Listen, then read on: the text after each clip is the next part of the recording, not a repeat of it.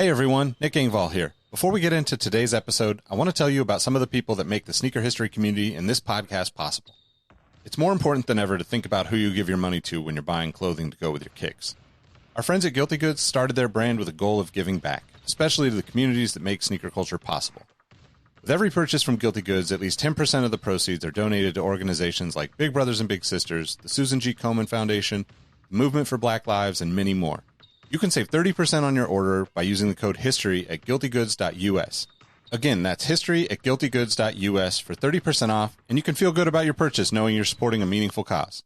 Sneakers are all about presentation, and if you're like me, displaying your kicks at home or in the office is just as important as when they're on your feet. Sneaker Throne makes sneaker display cases featuring customizable LED lights, drop-side cases to showcase the entire side of the shoe, not just the heel or the toe, the whole shoe. They've also got display cases for trading card collectors and hat collectors. To me, it's the perfect way to display your collection. You can save at least 10% on your Sneaker Throne order by using the code HISTORY at sneakerthrone.com. That's history at sneakerthrone.com. If you're a Patreon supporter or a member of our Discord community, you already know about Kicks with V hot sauce and his small batch, locally sourced hot sauce. V has been one of the biggest supporters of sneaker history and the podcast since the early days. He's currently the defending champion in our community trivia nights competition. Kicks with V hot sauce has been a huge hit with the community. You can save 10% on your order by using the code SneakerHistory10 at kickswithvhots.com. That's SneakerHistory10 at kickswithvhots.com. Now, you're probably here because you like sneakers, and if you join the Discord, you know our community is about so much more than that. Whether it's the marathon-like community calls, trivia night debates, the in-person meetups, or just sharing our favorite experiences, we found that although we have such different backgrounds, we all have some unexpected shared passions. Not only does the entire community look out for each other when it comes to releases, we're like a support group for life in general. You can join the Discord community for free by heading to the show notes of this episode. After you're done listening to this episode, tell someone you like their kicks today. You never know how far a simple compliment can take you, and we all know how good it feels to have someone show their appreciation. Now let's get into today's episode.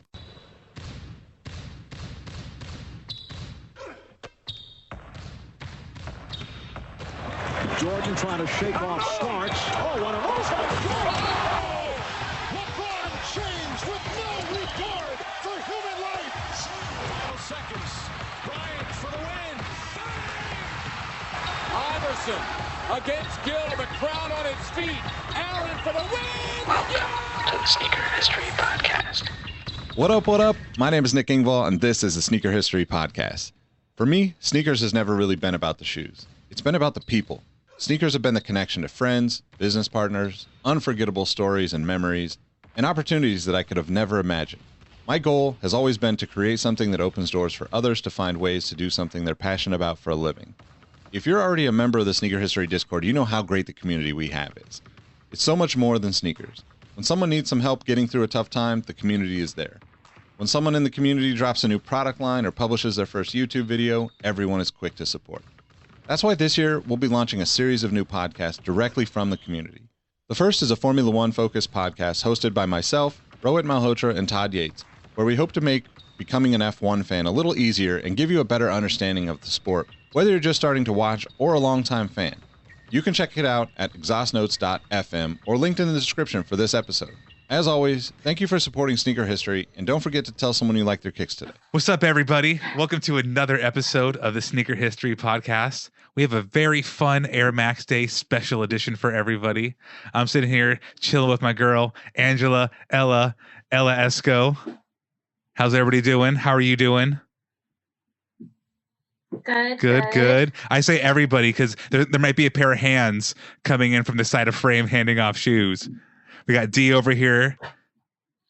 Discord OG. Yeah, it's just the Phantom hand. That's what we're looking for. That's the kind of content we need. But I wish I had somebody randomly hand me pairs because I got to lean over and show my bald spot when I need to go grab a pair. So we can't all have that magic. But Angela, why don't you go ahead and tell everybody, who you are, where you're from, what set you rep, the basics. What's up? Blood. No, I'm just kidding. I mean, we can't all do that, right? You learn in elementary school. Anyway, I'm totally kidding. So Angela, Ella, I mean, that's a newer nickname, but I definitely respond to that. I mean, I don't respond to bitch, but whatever you want to call me. Anyway, the name Aya Esco, and that originated because I'm such a Nas fan, and the brand Willie Esco had a female like little thing for a minute, and it wasn't even a full season, and that brand was called Aya Esco. So that's honestly where I got the name from, but I guess there's like a SoundCloud artist now who stole my name. So That's sick though. I'm not so familiar with the East Coast. I mean, I'm West Coast all day, so I'm not as familiar. But that's a really good tie-in. Where are you now? Where, like, I know we're both from Las Vegas area. We spent a lot of time there. Were you born in Vegas or? no, actually born in Portland. I moved to Vegas when I was like 15 to be with my mom. So I finished high school out there and all that. And then, yeah, I mean, after the whole Masters of Air thing, I quit my job and everything and just moved up here to try and like go for that dream. The Pacific Northwest is here, the best area, just for those listening. Yeah, here, No, you're sorry. Good. But ultimately, like Seattle, a little north of Seattle. Man, and that was a really good platform, and that's kind of where that's kind of going to be a big part of the episode. Not so much the Master of Air, but just the fact that you really know your Air Max ish. I was just lamenting before we start recording. You do. You do. There's of course there's other people who know more, know less. It's all a sliding scale, right? But I'm definitely down here. You're definitely more towards the top. Let's go toward the middle because I really give more credit, honestly, even to my partner Derek, and you know the other Masters of Air know a lot more. You don't accidentally show. I just know you're so humble about it. It's not your favorite topic, but you don't accidentally show up there. Let's put it that way. The beautiful collection you've amassed is something to truly behold and should be celebrated. So we'll be going into full detail about that. But let's just go ahead and do a little talk about, like, you know, it's Air Max month. You have some baby shoes. Why don't you go ahead and pull out the baby shoes you just had? Because I think we have a thread called I guess it's Sneaker Dads. It should be called Sneaker Parents, really. But just kids with their shoes and their parents, and you pulled out a baby pair. What are some pairs or some kicks you like to pass off to you and Dee's kids? Like, what's the next generation for you guys going to be rocking? You know what? They won't be able to wear anything Air Max. Why not? Because that will be crumbled. Oh, definitely. They could probably wear our Dunks or our ones. I guess. Those will be around forever. Just pull out those cute little baby, like, adorable, those little baby shoes. Yeah. But yeah, like matching with the girls, I hit on these. Isn't that something that blows your mind, how that was so coveted, and then when it comes back and everybody can get it, people are like, oh, I can get it, I don't want it, but it's still fire. Yeah. It doesn't matter. Like, that part doesn't matter to me. I mean, it might have when I was younger and I was more like, oh, yeah, look what I got. And stupid elitist type, like, gatekeeper stuff. Derek still calls me a gatekeeper, but whatever. I'm not offended by that because it's like, I would rather have what I couldn't get back in the day. So those coming out in my size even is really hard to acquire. Like, my collection is nothing like the other Masters of Air because they have even the girls have slightly big enough size that they can get a lot more. Not that it wasn't difficult for them, but if you're rocking a 4.5, it's rough. Yeah, there's like chlorophylls and not much else. That's interesting because, you know, I think most people don't think about shoes outside of their own size. Like, oh, out of sight, out of mind. But you're definitely gonna have a harder time getting the kind of stuff you want. I'm sure you could go find whatever 4.5 Joe Smo shoe, but stuff that you actually want, difficult. So, I mean, what does the magic hand next to you have any? I always hate saying what's your favorite pair because I could tell you my 5 or 10 favorite pairs. I could never tell you even 3. So why don't you just pull out something you like? Let's put it that way. Let's just pull out stuff you like, and let's just take it from there. Yeah, so when I got a sneak peek just because, I had moved up from Vegas and I got to see the Masters in person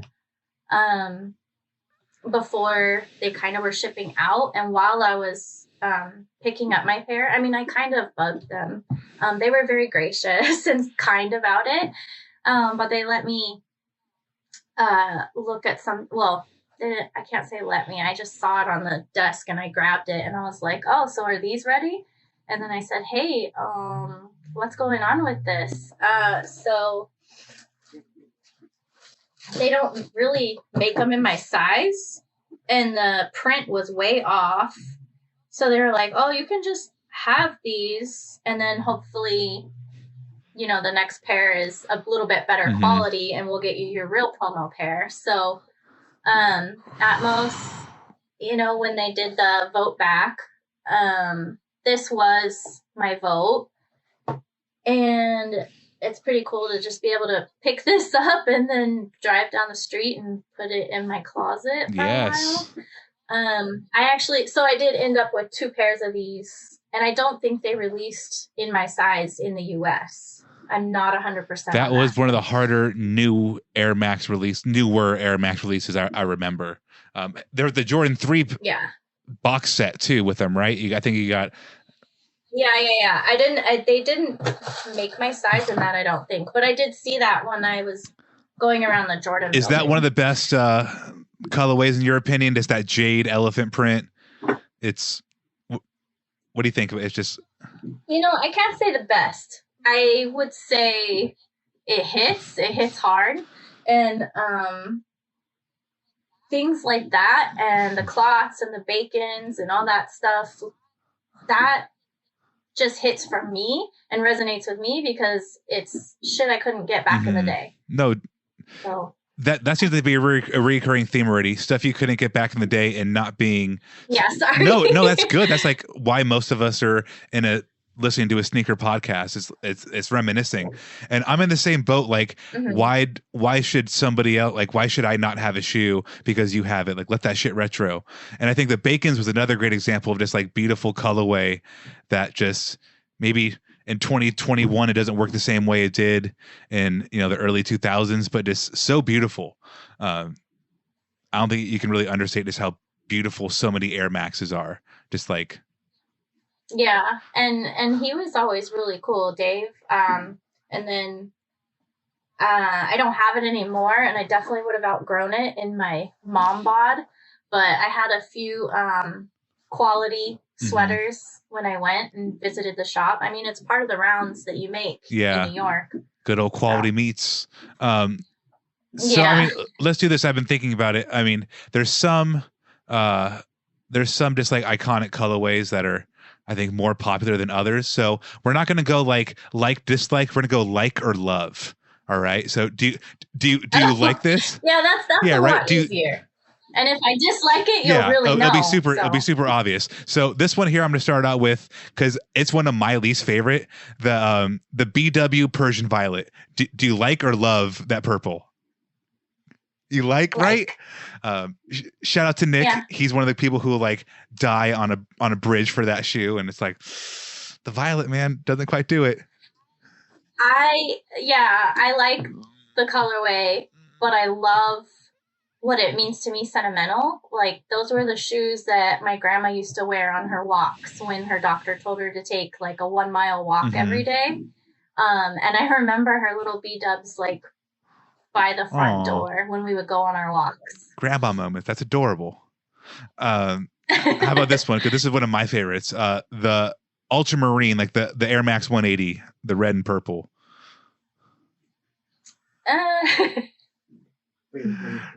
Because he like sucked his teeth.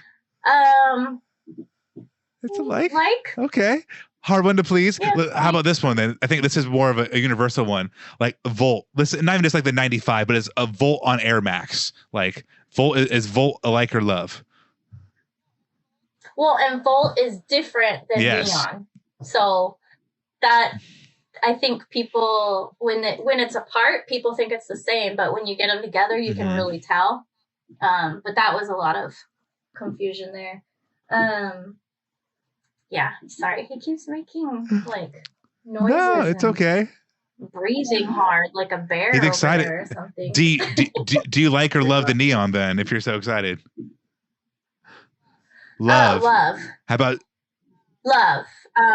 Another grandma story. No, please share. I worked at NTLV. Honestly, I had like 3-4 jobs at the time. I worked in an office. I worked at NTLV. I worked the front door to club for like 2 nights a week. That's where I got shot, and it was like on NikeTalk like the next day. And I worked at Theory. Yes. So like I had a place to get discount like business suits for my office job, and then when I would roll up to Nike like 3-4 nights a week, I would just buy a new outfit and wear that night I was working, and then ball out at Cheesecake Factory for lunch. So I don't even know how I made any money. You anyway, I used to work at Nike Las Vegas too, and it's like you burn all your money at that Cheesecake Factory, or you go, it's not a good look. Yeah. And I always tell myself I'm just gonna get like firecracker salmon rolls, but then I end up getting something else, and I might as well pop in a cheesecake slice. So, but the topic, the Neons grade school, unfortunately, were at the ES, and I don't know if you still can, but I remember then, like shoe tube days, right? I called and had a pair put on hold, and my grandma went there, picked them up, and shipped them to me, and God bless her, she didn't put them in a different box. She taped the box and put the label like right on the box. Cringeworthy for shoe people. It's like, yeah.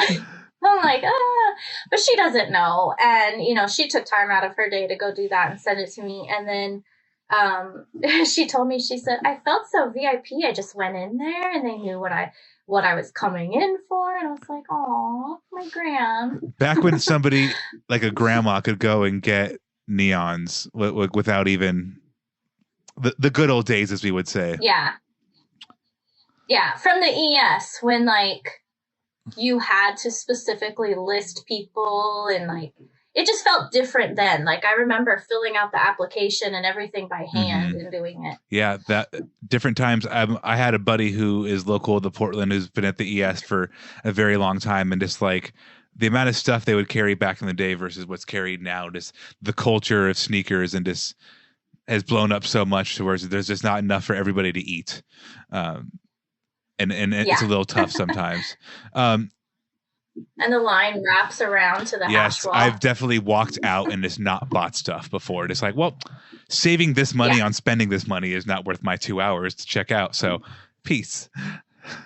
Pretty much. That's how I look at it. If you're going to camp all the time too, but that's when you start getting into a whole gray area, because if you love them, you don't think about the investment of time. No, you definitely don't. So, I mean, let's bring that up. Do you have a particular pair? Does it even have to be like Air Max? It could be a pair of Jordans that has air in it if you want. But like, what's a particular camping out moment?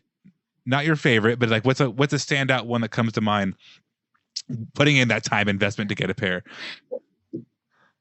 It's negative. It's such a negative thing. I was camping out for the Black Laser Force and Sheik's at the Boulevard. Yeah. This is way before Urban Necessity days. I was like second or third because I had been there all night, like before the mall closed, and I lived down the street, so I made sure like I went back that night and I checked it out. No one was waiting. They wouldn't let you in until the morning.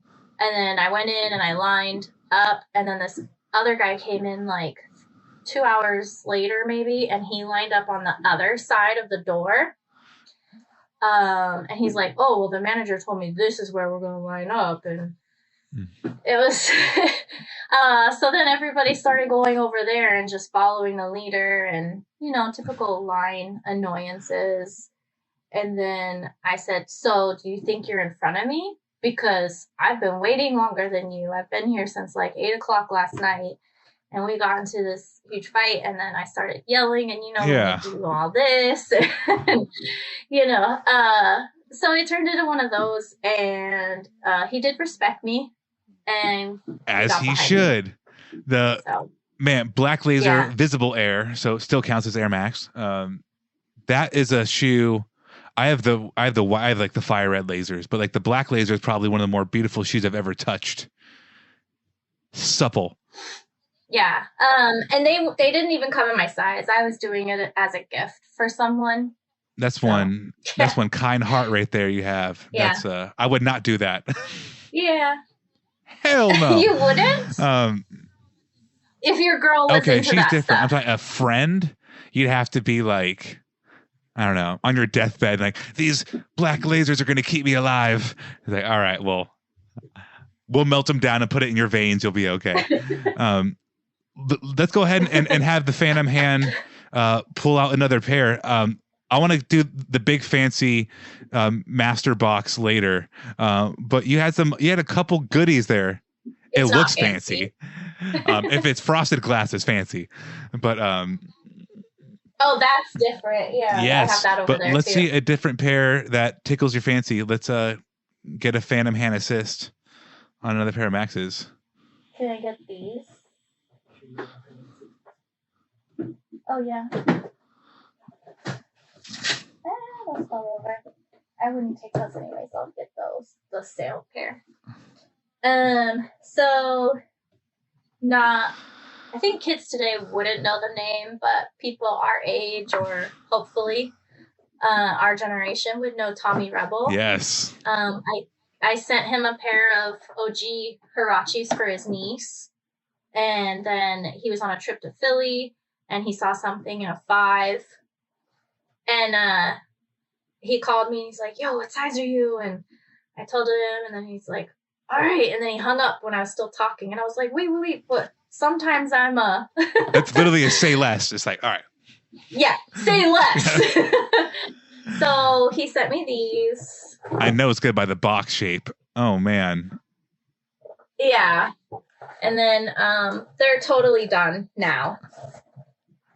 They're totally done. Cooked. Were those 96s? Oh, man. Yeah. Yeah. And the last time I wore these, it was super, super soft. You wore them together. Yeah, I wore them with Derek, and we were doing a photo for the gram. Was the like? Sorry, can I peek in? Yeah. Oh man, double dunzo. Yeah. There's not a blow dryer that can save that air bubble. I think is. No. But I mean, you could tell. Like, they were well loved before they were done. What does the box say? We can't read the cursive. Yeah. It's too. You also know all of it, but who signed it? Tommy. Oh, okay. So he said, Angela, thanks for hooking up my niece. Beautiful. Brooklyn basements, That's sick. Oh man. Yeah. All right. Let's keep this flowing. What else you got back there? So, an ID. This is gonna, probably not be super popular. Do you have those LeBrons that I gave you? Oh, I have to go through that. It's not scuffling. How far down in the pile? All the way down. Okay. So, 2016, during the Air Max, like June, when was it June? No, it was Air Max Day, 2016, I think. So when they released the Masters of Air video, they were also doing this like in session Nike ID. It was still Nike ID, and the whole thing was HTM, with the assist of Lee Gibson. And I got to hang out with him for a bit, and he's super chill and was just talking to me about, you know, his life and progression, you know, coming here and designing with Nike and stuff. And he's made a lot of good moves there. So anyway, he helped with the design, and then I did just super, super simple. Gorgeous. It's sail, but I think this part's only like, it had to be white, and then like a navy obsidian, and then I did HTM plus A, so Yeah. HTM plus Angela. But yeah, I just thought that was kind of just really like low key, under the radar, and I liked Hiroshi, it's personal, Tinker, you know? Mark, Angela. Copy. Yeah. I mean, so Exactly. you showed off on the gram, or maybe you just texted me it. Another like a black HTM Air Max 1 or something, or is it a Pinnacle? It was like a black leather Air Max. Pinnacle. That was all around the same time, 2016, 2017. Most of the Pinnacles didn't come in my size. So when I did start seeing them in my size, I'm like buying it up everywhere. And it's kind of crazy. They ended up at like Centralia, and I got mine mega cheap. I also had 2 pairs like the HTM Flyknit joints, like Air Max 90s from that like same time frame. And there's so much good stuff that is just like under the radar. Like nobody really cared the same way. It ebbs and flows so much with Air Max. It's either like it's super hot and people love it, or it's forces and dunks and nobody cares. So let's go ahead. Well, a little bit of TN. Okay. So yeah, gotta love a good. That's the 2 or the 3. It's the second one. Air Max. 3. Yeah, 3. But yeah, under the radar, just a grade school thing. Hang on. Oh, peep the jacket when I walk away. Boom. This jacket, Derek had one, and I had one. Different colorways before we met each other. So when we started dating, I saw the jacket, and I was like, let's trade. Wait, so sorry, I didn't. He has this jacket, yeah. Yours is the blue. Mine's blue. And like it's like it's more like a stash color. Yeah, it does Ooh, look like I'm a into dash that. colorway. Probably why I got it. And then That's this adorable. one was his. Couples that max together stay together. Oh wow. So, yeah. So some people have a hard is it time. showing? You texted me Kind of. photos. I'll make sure people get clear ones, and we'll link to it. But yeah, it's a 90 or is it 95 in that box? Because I can't see what's in the one? box. What? Oh no, this is the one when they were redoing the shape, which is so weird.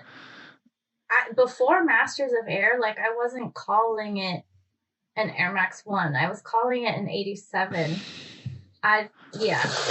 Anyway.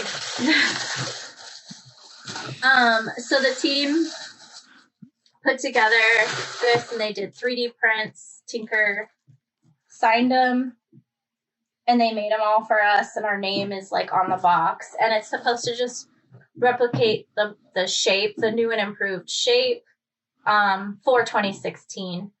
And God, the lighting makes it so you can't see the detail. But is it an actual shoe? I it's- can't tell if it's a model or. No, it's legit a 3D print. Oh snap! Okay, Yeah, it's like super. It's kind of heavy. that could be the world's sexiest, most expensive paperweight. Yeah, it is. But you know, there was a lot of like talk about how the shape didn't look good and everything after people saw like my pictures that released that year. But again, like I'm a size 4.5, and that was a little, you know, and the angles of the photos and stuff, I don't think it showed them the true 3 done shape. Like the I will say I remastered bought shape. 4 pairs of those remastered Air Max 90s, and they're probably the most comfortable, like old style Air Max I've ever worn. Just they got the shape so right. It just, it feels good on the foot. I like it. Yeah, I would. It sounds bad. I don't sound like every other one, but if I were to choose, I would choose a 90 over the 87. One more time. Yeah. The infrareds. That's sick. Yeah. No, that's insane. Yeah. I mean, that's an instant classic. How many times have they retroed the infrared 90? Probably, I want to say probably 8. I mean, if we're not talking like like the engineered mesh version and like weird ass versions, probably like 8 times. Yeah. What else you got there? I'm being tossed another pair that I haven't worn yet. Ooh. It's really hard to wear everything during a pandemic and 2 kids and work. That's probably one of that.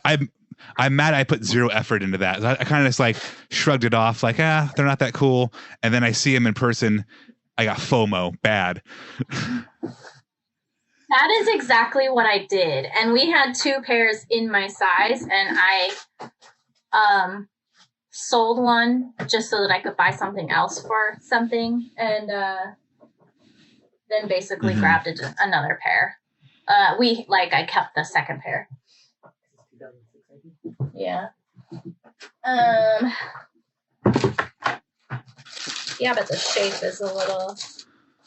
Yeah, so I did another one of my IDs. It was Stash inspired.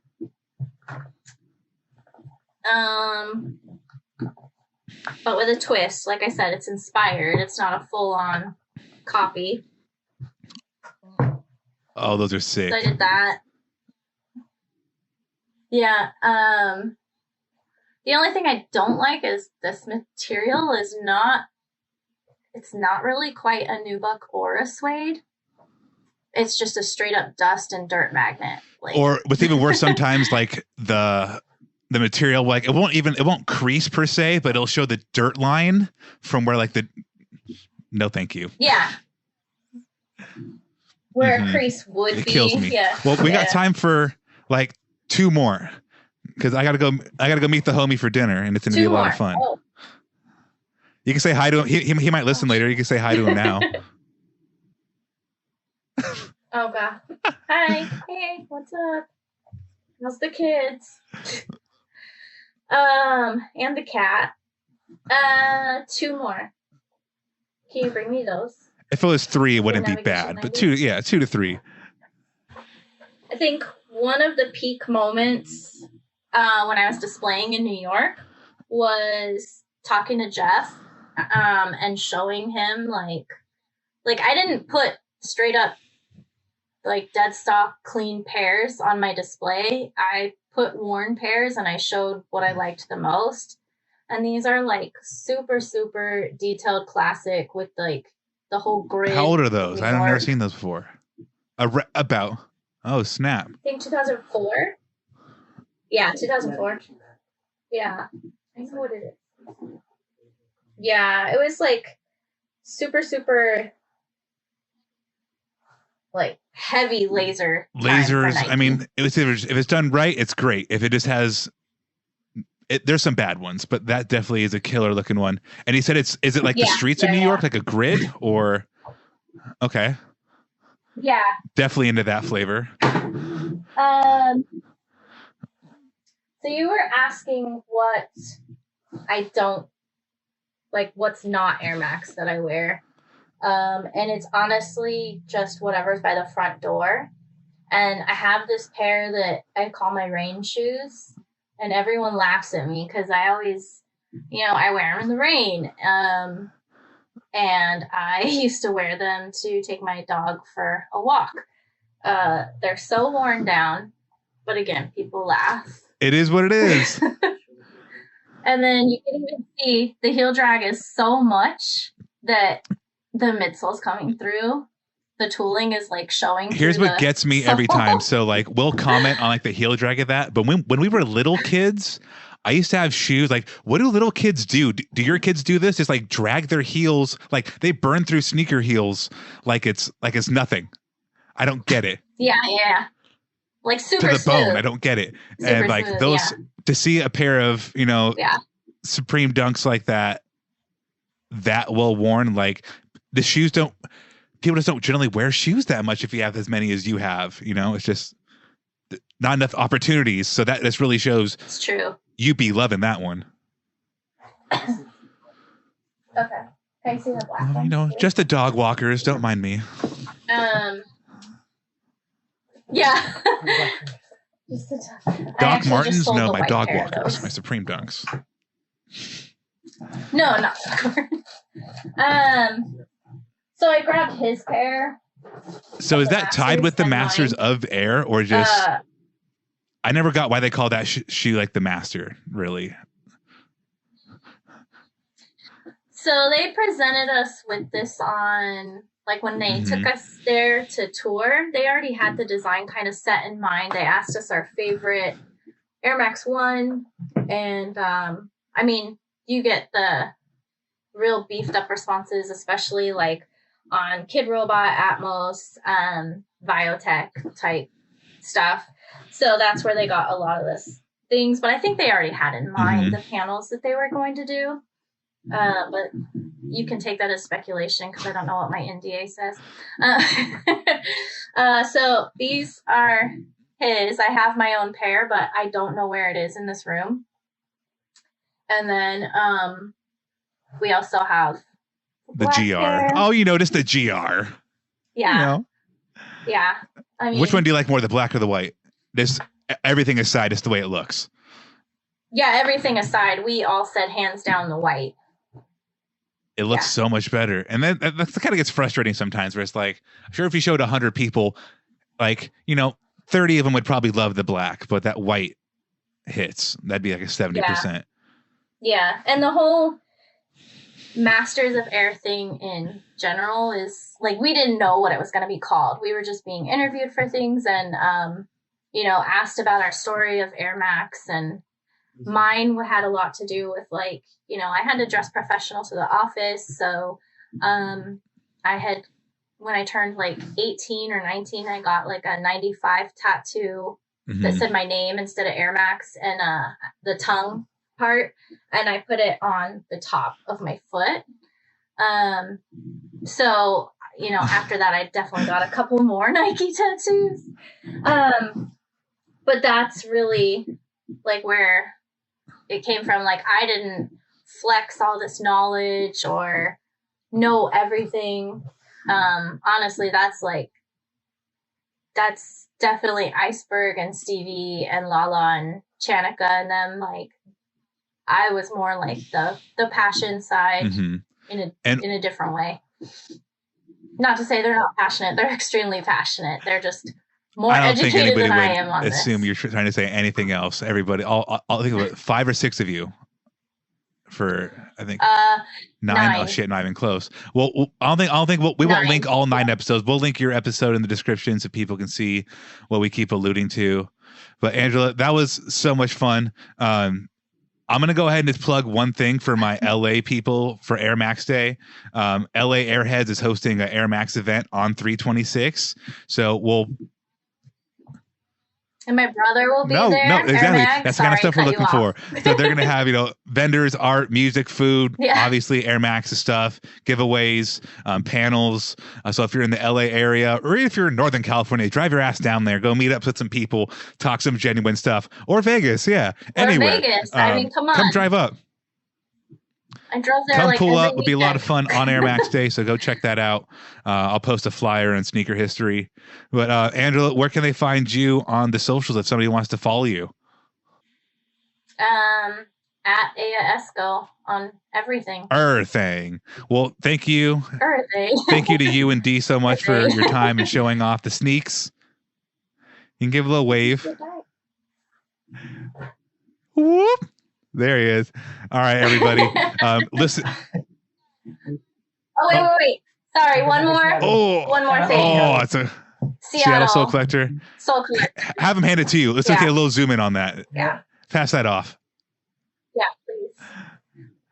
I mean, I wish a little we had bonus more time, content. We can always shoot more in this talk. It doesn't have to be Air Max Day. We can really just go through the sneakers.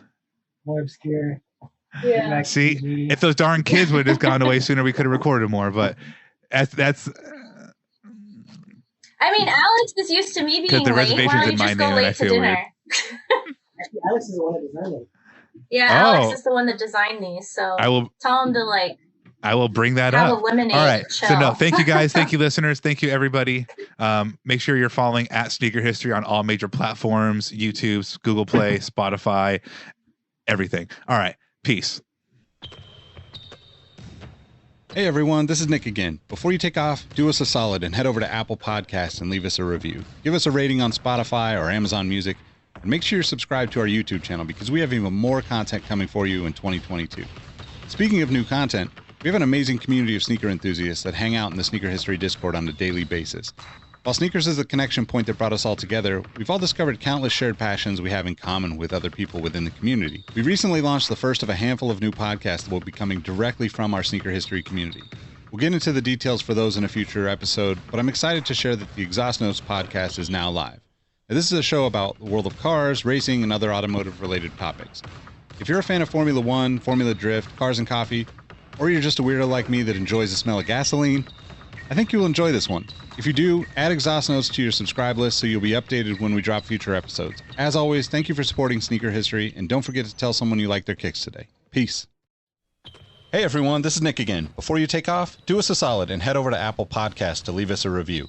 Give us a rating on Spotify and Amazon Music, and make sure you're subscribed to our YouTube channel because we have even more video content coming soon. Speaking of new content, we have an amazing community of sneaker enthusiasts that hang out in our Sneaker History Discord on a daily basis. While sneakers is a connection point that brought us all together, we've all discovered countless shared passions that we have in common with each other. We recently launched a couple of new podcasts directly from our community. One of them is a Formula One podcast. If you're an F1 fan like me, the Exhaust Notes podcast is your weekly fix of Formula One fun. It's hosted by myself, Rohit Malhotra, and Todd Yates. New episodes drop every Tuesday. I've been wearing fitted hats for years and collecting my favorite teams since I was a little leaguer. It has been awesome to see so many new fans getting into fitteds in recent years. Crown and Stitch is our new talk show about fitted hats with Dexter, Keith, and myself, where we talk about fitted hats, snapbacks, throw in some obscure hats because we all kind of like some funky stuff once in a while, don't we? Copping, collecting, and so much more. New episodes drop every Wednesday. Hit the links in the show notes for this episode to give our new shows a listen, and be on the lookout for more new podcasts dropping soon. Last but not least, tell someone you like their kicks today. You never know how far a simple compliment can take you, and we all know how good it feels to have someone show their appreciation. Thank you all for the support, and we'll catch you on the next episode. Peace.